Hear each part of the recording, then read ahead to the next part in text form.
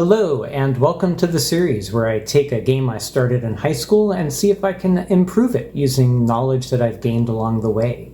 Today we're going to talk about off-screen buffers. Right now the way I do my drawing and my animation is I have a single portion of memory that the screen is pointed at directly, and I make changes to that portion of memory and it shows up on the screen as I make them. This can lead to some unfortunate side effects where you can see partial changes that haven't been finished. So one way to do smoother animation is to use an off-screen buffer. So the way that works is whatever you're seeing on screen has already been drawn, and that's what's on screen. But then you have a second buffer, and that you can use to draw your next frame. And then when you're all done drawing, that is what you point the display generator at, so that is what the screen will show. And now what the screen used to show is taken offline, so you can start working on the next frame there. And then when you're done, you push that to the screen, and then you start working on this one here. And in this way, you alternate which portion of memory you're going to write that next frame to, and then you switch the video display generator to show that thing that you just drew. One of the advantages of doing it this way is if you're trying to animate portions of the screen on top of other portions of the screen, normally, if you're writing directly to the screen, you have to do some tricks to make transparent sprites or to do XORs so that you don't leave a trail of pollution behind you as you move across the background. And in fact, in this game in particular, when a bullet shoots into the sky, it shoots into the portion of the screen that rotates because of the mountains. And I have to do some special nonsense so that the bullet doesn't rotate along with the mountains. By doing it with off-screen buffers, I simply start from scratch every time. So each frame starts off blank, and then I draw all the portions that I need. And as long as I draw them in the right order, whatever is moving across the background should just look like it's moving perfectly fine without me having to do any tricks.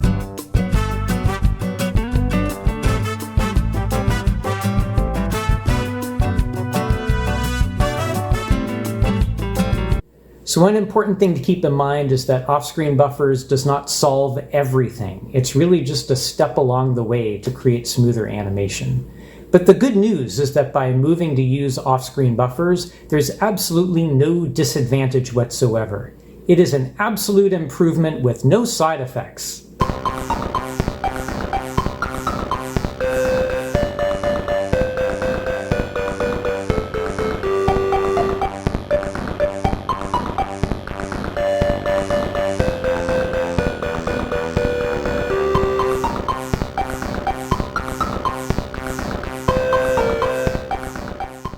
In order to do an off-screen buffer, the first challenge I have to overcome is getting enough memory for another full buffer.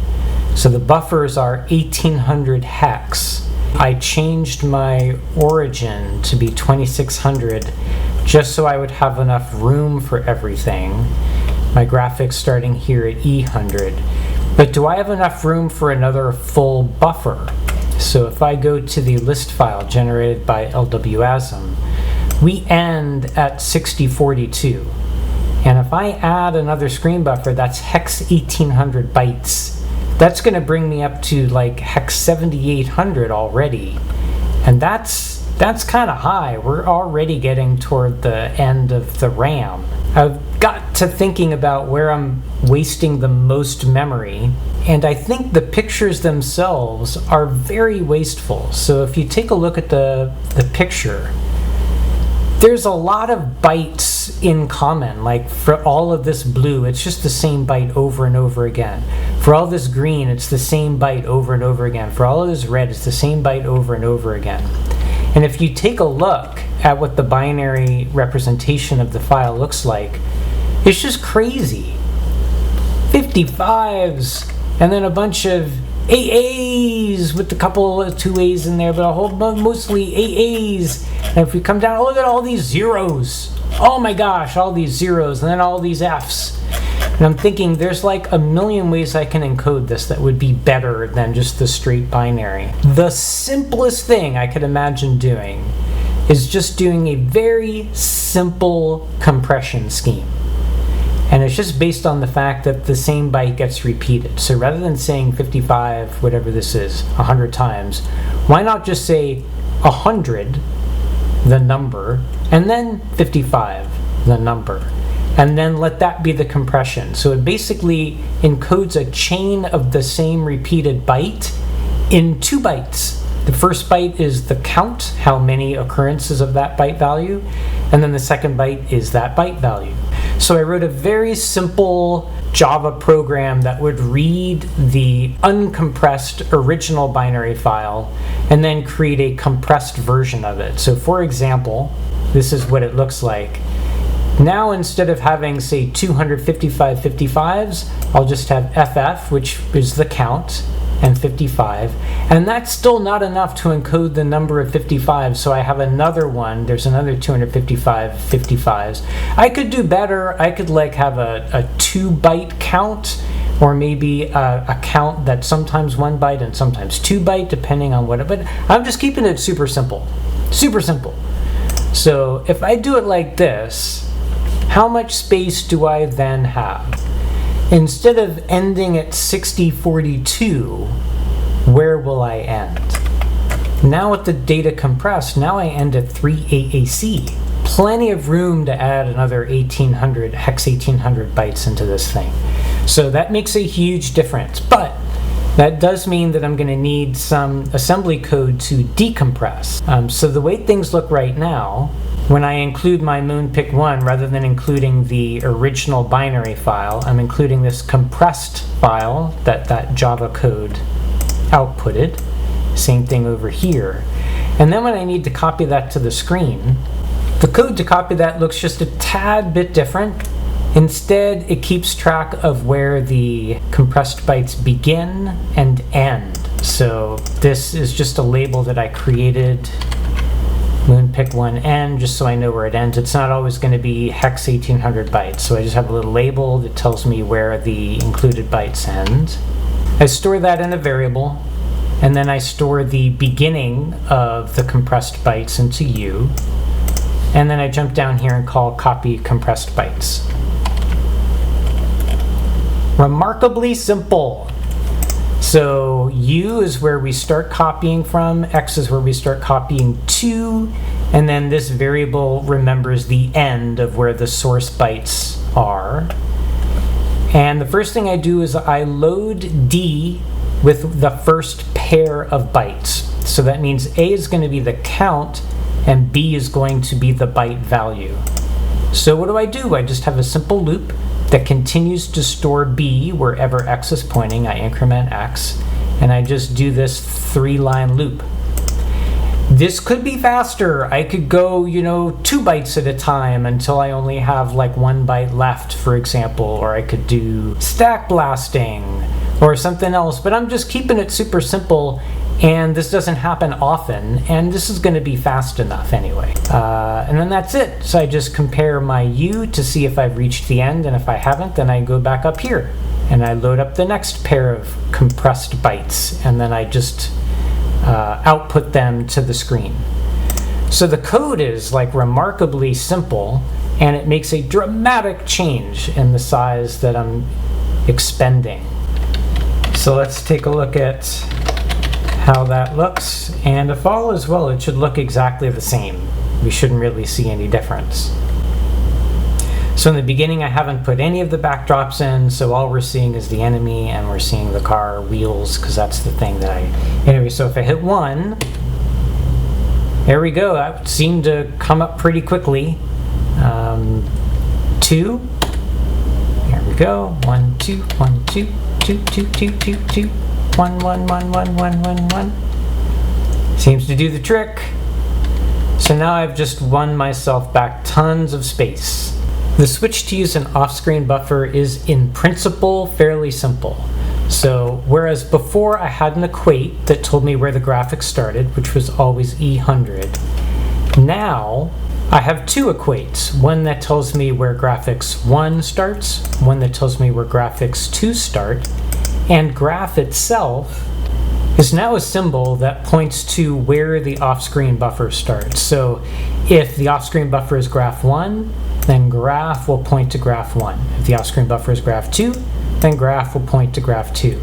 So graph continues to tell me where to do my drawing, it's just that it's not constant anymore. Where it starts to get a little bit more complicated is in the old code. If I wanted to start drawing at a certain location, I would just do the math in line, and then the assembler would do that math for me. So it would just take whatever that constant value is and then do whatever addition or whatever to that value, and before the Coco even sees the code, the math has already been done. Now I can't have the assembler do that math for me, since graph could be graph 1 or it could be graph 2 and the assembler doesn't know. So the math has to be done at runtime. So I need to use something like indexed addressing, where I have whatever offsets I need in another variable, and then I can use like an LEAU instruction so that I can offset into the graphics as much as I need to. That makes the code more complicated, bigger, and slower.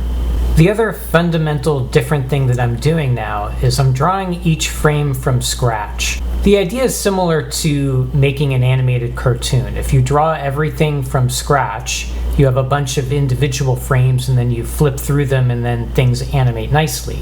In particular, the sprites, if I draw the backgrounds first, then the sprites will show up in their new location, and even if they're moving across something from the background, I don't have to do anything fancy to like erase or XOR or do weird things so that the sprite doesn't pollute the background that it went across. It'll just show up in its new position very smoothly.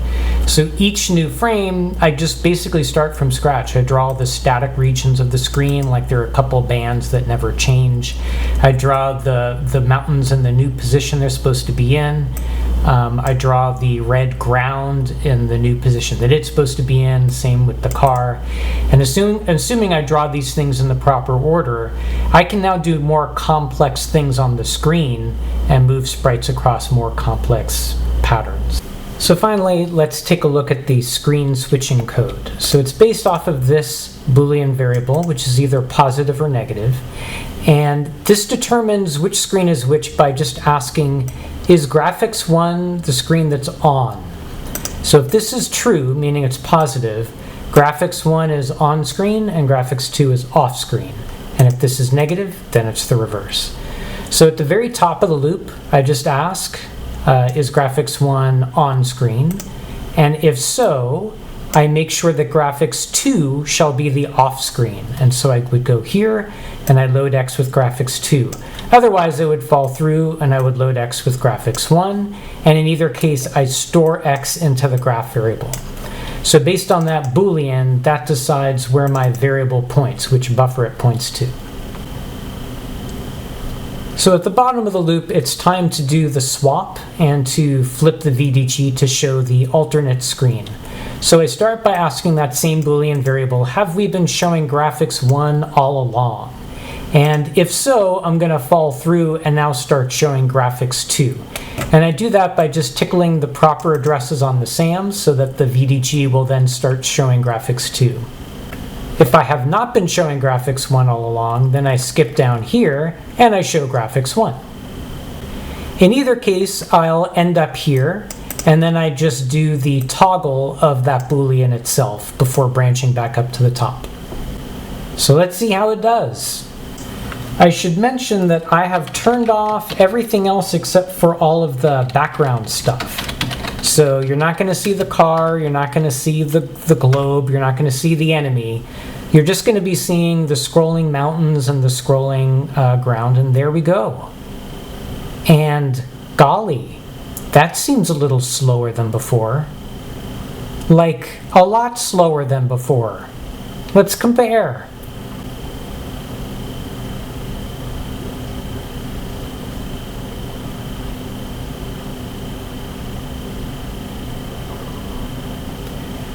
It looks like I have some work to do to speed this up, and I am certainly being rather wasteful in certain areas. So in the next video, we're going to talk about how I can speed this up.